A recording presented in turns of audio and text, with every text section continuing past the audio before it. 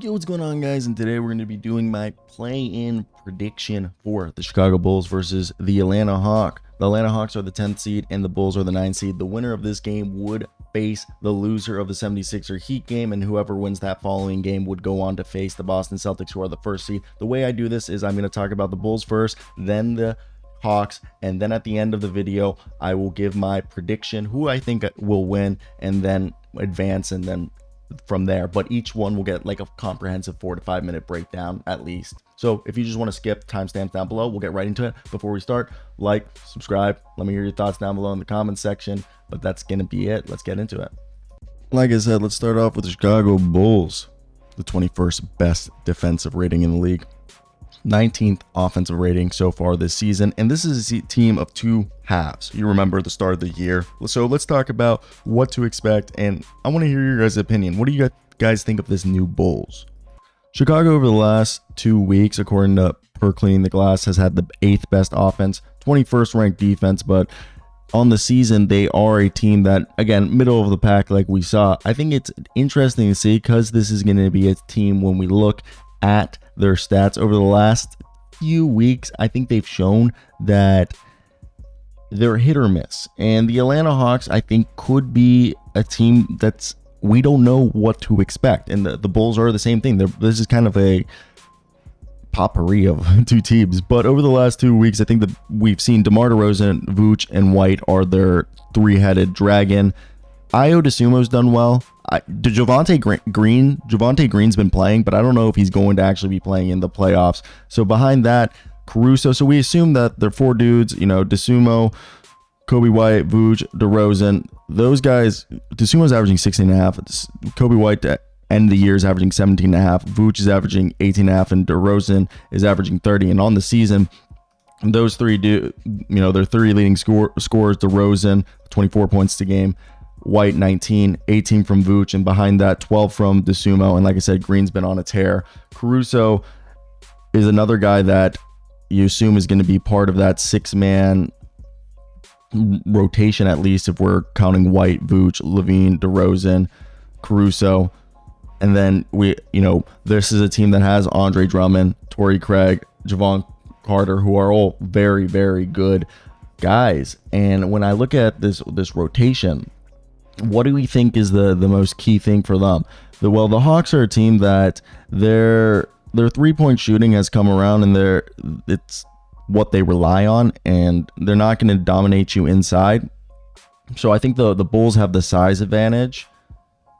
While the Bulls don't shoot as many threes, and they're not a huge free throw team, I think what they have is a bit more experience, and again, just the size to really break down the Hawks if they have to. As the Bulls right now, it's going to be interesting to see who's going to play. As we know, Patrick Williams, Lonzo Ball, Zach LaVine aren't going to be playing, and Drummond and Dosunmu did not play in the season finale against New York. So we hope that they're going to be healthy for this playing game. As the starting lineup, I'm assuming Kobe White, Dosunmu, Caruso, DeRozan, Vooch. We have Drummond, Torrey Craig, and Jevon Carter. I would want to be probably the rotation that you'd close out. As over the last 6 games, Jevon Carter's been hitting his three-point shot, and he's been a guy that, his minutes have been here. His minutes have been here or there in terms of like how productive. Sorry, a little sound came up, but I think he could be a guy who comes in and would help contain DeJounte Murray and Trae Young. So when we look at the matchup, who's going to be going up against who, I think that's the biggest thing we got to look at is Dosunmu, Caruso, and Jevon Carter will be facing DeJounte Murray and Trae Young. I don't know if Kobe Buffkin's going to get minutes, but he's been getting minutes as of late, and Bogdanovich. So I think Torrey Craig does help them there. Same thing with Caruso. Jevon Carter's going to help him out defensively. DeRozan's just been shooting lights out. So for them, I think if they can control the rebounding and be able to just be the bigger team and make less mistakes, I think that's really going to be crucial for this Bulls squad going up against this Hawks team.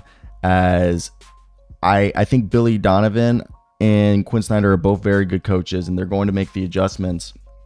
But having Torrey Craig, Javon Carter, and Drummond be able to come off the bench, as well as, because like I said, we're assuming that probably the starting lineup of DeRozan, Kobe White, Vooch. Do we go with the Sumo in the starting lineup, or are we going with him off the bench? That is something that we'll have to wait to see, and how much Javonte Green plays. But I think from a defensive standpoint, even though they haven't been that great on the season, and even as of late, if we look at per cleaning the glass, I think it's definitely something to keep note of. And I wonder. So let's go over and talk about the Hawks, because I think this is getting interesting. The Hawks are a wild card, especially because they have a good coach in Quinn Snyder, who I think is very underrated and one of the better coaches in the entire NBA. Now, Atlanta, over the last 2 weeks, it hasn't been too hot. And on the season, they are one of the top offenses in the league, as you guys see on the season. 12th offensive rating. Their points per possession, 100 possessions, is 11th. So, just outside top 10, top 15 offense. They're one of the top 10 3-point shooting team, and top 5, the 5th most points per game. So that's something that straight up from the bat, if Atlanta's going to win this, even though they're a bit younger and less experienced in comparison to the Bulls squad, and I think the Bulls do kind of have a size advantage on them, I think when you look at the DeJounte Murray, Trae Young, Bogdanovich, Jalen Johnson, and even DeAndre Hunter, who's been really solid for them, I think the scoring is where the Bulls are. If the Bulls can contain and force, because this is one game, guys. If they can force the Hawks to shoot badly, that's where the Hawks could get scared. But I think the Hawks they have so many scoring options, that potent scoring option. I know the Bulls have their own scores, but scoring options that I really think the big battle is going to be the rebounding battle, as the Bulls are a team that are top 15 rebounding team, while the Hawks are actually the 6th rebounding team in the league. So there is a chance that's where this storyline kind of goes, whoever wins the boards and is the more physically imposing team. And to close out the season, we had DeJounte Murray being a 20-point per game scorer and really finish the season off. Because look at this, Trae Young on the year is the 25-point per game scorer. DeJounte's 22, Bogdan 17, 16 from Jalen Johnson, 16 as well, almost from DeAndre Hunter, just under 14 for Saddiq Bey. You got almost 12 from Clint Capella, and I think you just look at that and it's pretty crazy to see how many options they have there. And I know that you look at the rest of the team, Onyeka Okongwu won't be playing from what I understand, and Jalen Johnson won't be playing, nor is Saddiq Bey. Okay, so you take out those guys, it's going to get interesting, because like I said, those were their leading scorers over the season. So since those guys have been out of the lineup, who have been the leading scorers? Let me go back to what I was saying because I had to lead up to this.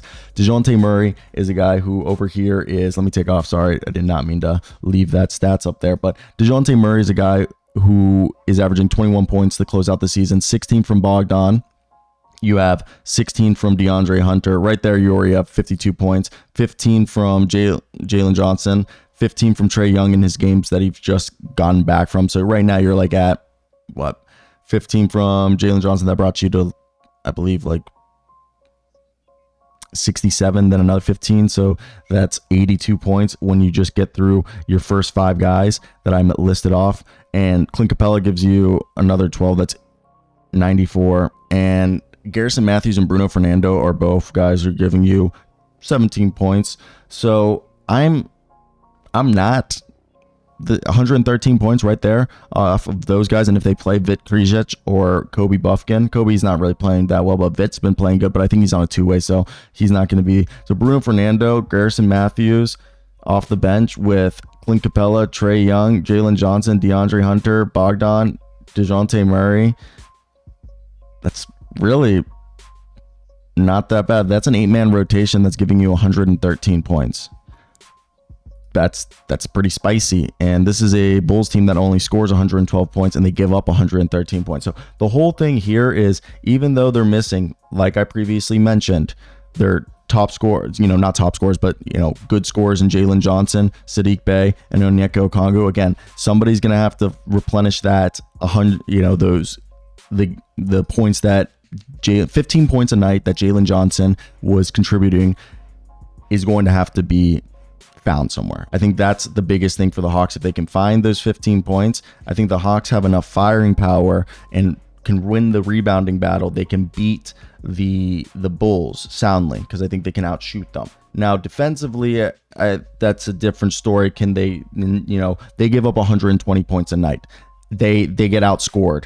And the Bulls team, they're not necessarily a great shooting team, but they got guys. So I think when you look at Clint and Bruno Fernando going up against Vooch and Drummond, I think the Bulls win that much matchup right there. And this is where let's talk about the matchup that we're going to see right here.